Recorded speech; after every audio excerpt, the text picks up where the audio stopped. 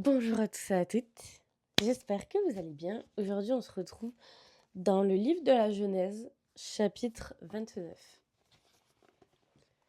Jacob à Charan. Jacob se remit en marche et gagna la région des nomades de l'Est.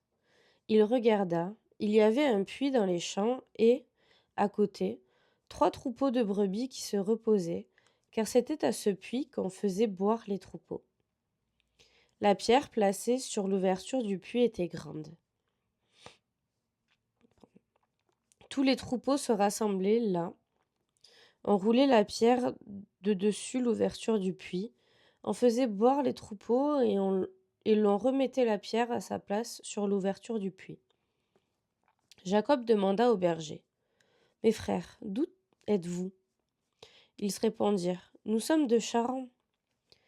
Il leur demanda: Connaissez-vous Laban, le petit-fils de Nachor? Ils se répondirent: Nous le connaissons. Il leur demanda: Est-il en bonne santé? Ils se répondirent: Il est en bonne santé, et voici sa fille Rachel qui arrive avec le troupeau. Il dit: Il fait encore grand jour. Ce n'est pas le moment de rassembler les troupeaux. Faites boire les brebis, puis allez les faire brouter.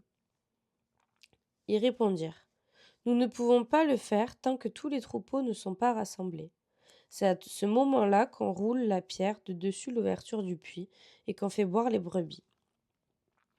Il leur parlait encore quand Rachel arriva avec le troupeau de son père. En effet, elle était bergère.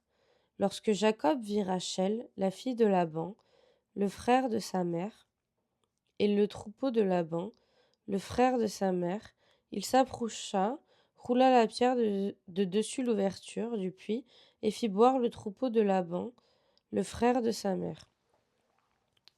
Jacob embrassa Rachel et se mit à pleurer tout haut.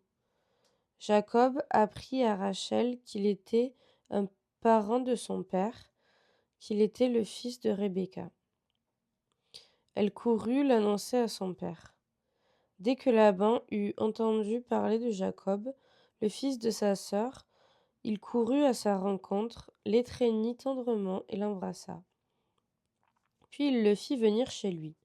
Jacob raconta tous ces événements à Laban, et Laban lui dit: C'est certain, tu es bien fait des mêmes os et de la même chair que moi. Léa et Rachel. Jacob habita 1 mois chez Laban. Puis ce dernier lui dit: Parce que tu fais partie de ma parenté, devrais-tu me servir